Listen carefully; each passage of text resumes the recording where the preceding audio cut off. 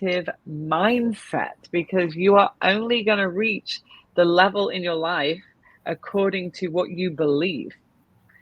Think about that for a minute. According to what you believe, you will reach the level in your life.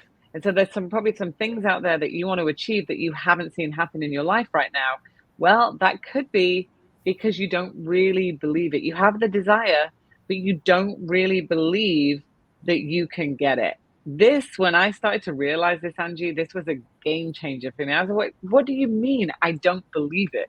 Like, of course I believe it. I have this desire. I want this lifestyle. I want to be able to travel. I want to go on to beach. I want to, whatever it is that you want to do. I just want to have a healthier relationship. I want to eat healthy, whatever it is. But if it's not happening in your life, it's probably because you don't actually believe that you can have it. Think about that. That is so good. So you believe that it's possible. You believe that it's real. You just don't believe that it's for you. That's huge. I mean, that's something you could chew on all day, right? To just think about, why am I not allowing myself to have this thing that I want? What's holding me back? What's stopping me? That's really good. You just blew my mind right there. Good job. Well, I love it. Well, everyone thinks that first of all, April's first book is called The Positive Effect. And it is a great guide for retail leaders, but it's a great guide for anybody. I was blessed to be the editor of April's book. For those of you who don't know how we became connected, I was the editor for her book, years ago. And I was such a negative person, like super, super negative person. And as I've always said, you can be a negative person and still be successful, still have, a good family life, and all. You can have all the things, but inside you are not at peace. You're not a happy person. And I was a horribly negative person. I used to go out with a guy and he would say, listen, we have to go to like a movie or something. I can't take you to a restaurant because you are so negative. The waitress doesn't want to come back to our table. Oh my God. How bad it was. And so reading April's book, just as in the process of editing it for her, just did something to me. It unlocked something like, whoa, I could be a different being. I could really make some changes. I wasn't even in retail. I was in publishing, obviously. And I thought, wow, this is an amazing, amazing thing. So what you're saying is so true, that if you can get a glimpse of who you might be, if you were able to make this shift, it will begin to fuel your belief. It will begin to fuel your belief. Then you can start really making demands of the universe, because right now we're just wishing, right? We're just making wish lists of things we want to do. But, to be able to combine your desire with your belief, huge, huge. And that's really what made the difference for me as well. Yeah, and that's huge. And that's what step 3 is. It's about being honest. It's about being honest with, do you really believe that you can have it? And I was having this moment this morning, because you know what? Wherever we get to in life, we're always going to want more. We are creative beings. Whatever that looks like, it will always be what you want to have more, make a bigger impact, help more people, have a bigger house, have a nicer car. Those are all the material things, but literally could just be healthy, work out consistently, whatever it is. But I was having this thought this morning, because I was like, I have this desire right now, and I keep making plan A and plan B and plan C, and I keep going with the B and C for some reason. So I had to sit down with myself and say, okay, April, let's acknowledge your negative thoughts in this and feelings, and don't ignore them, because there's something in this that you need to uncover around your beliefs. Because why would you go for plan B is the only reason is because you don't necessarily believe that you can have your plan A. And there's so many people, Angie, that are living like this. It's like, I'll do this until I get that. That's what I really want. But I'm okay with this. I'll stay here.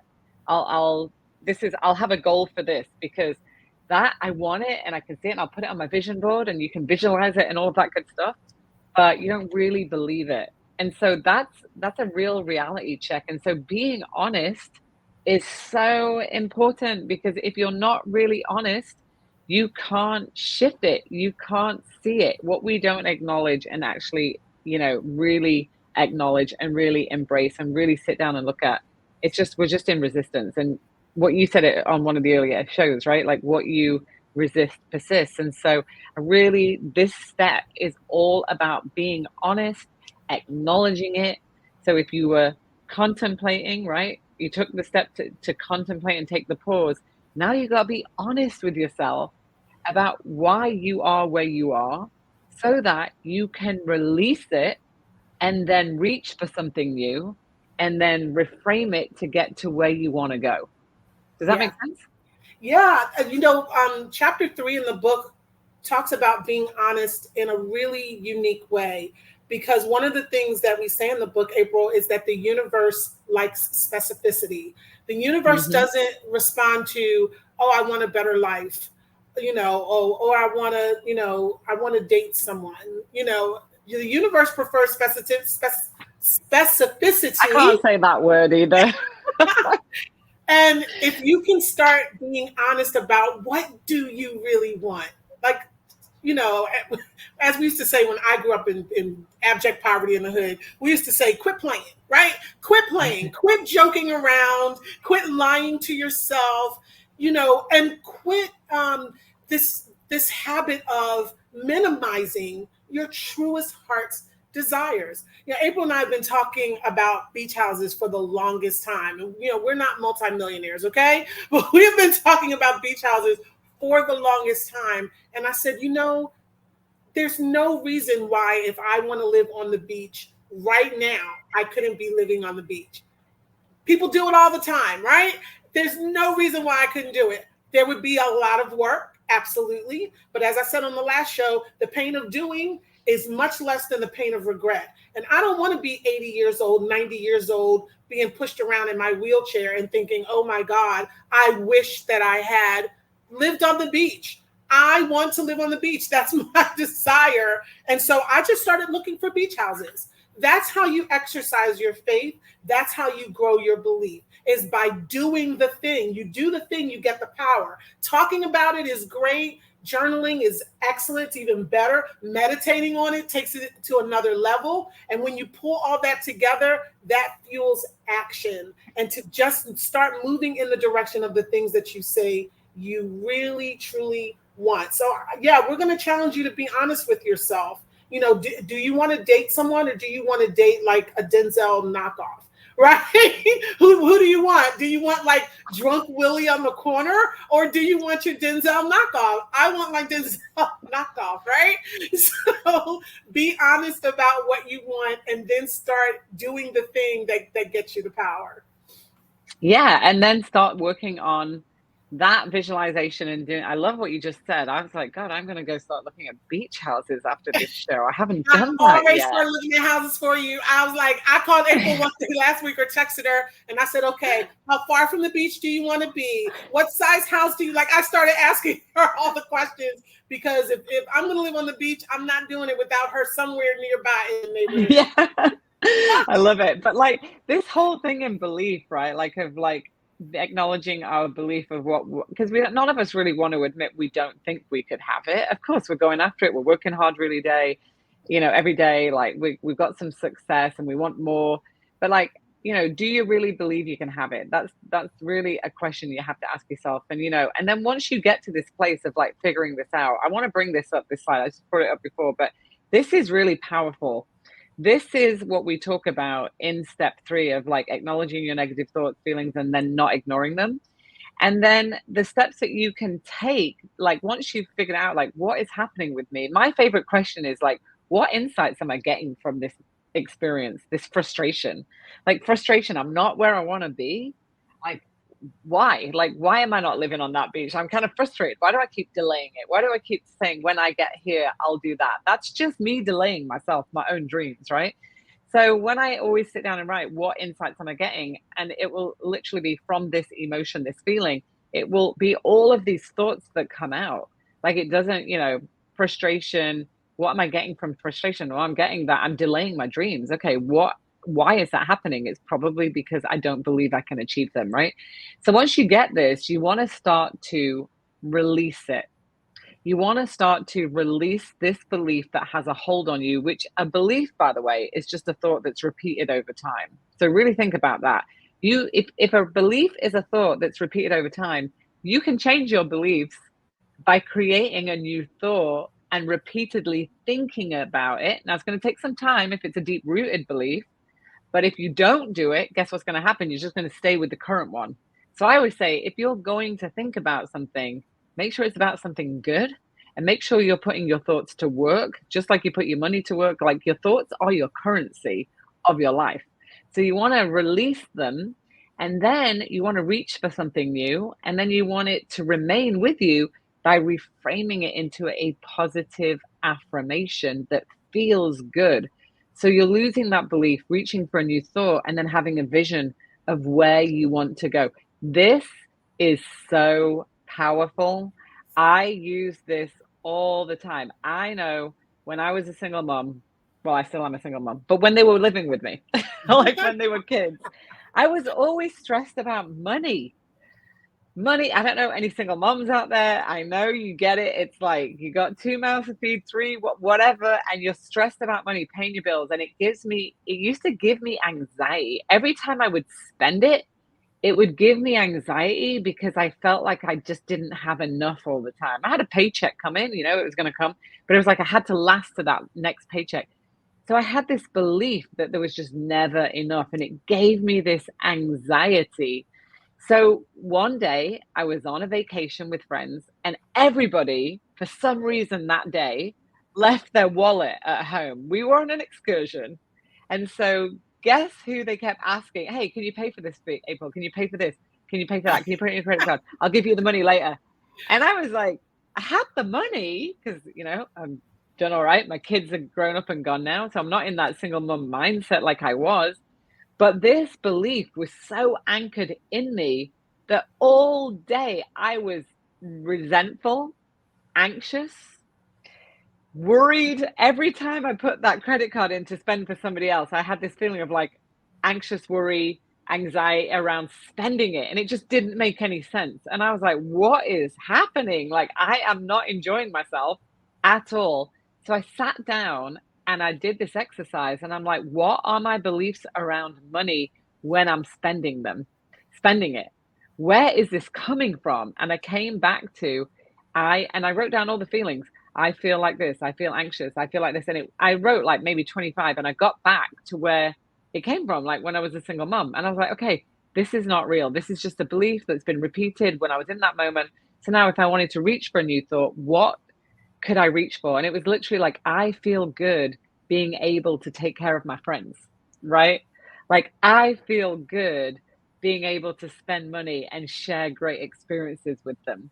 And even if I couldn't get to that, the bridge thought that we talk about in this chapter is, I feel grateful for this awareness. So now I'm aware I can do something about it. Like literally, that's the bridge thought scenario of like not going from one extreme to the other, but just bridging it.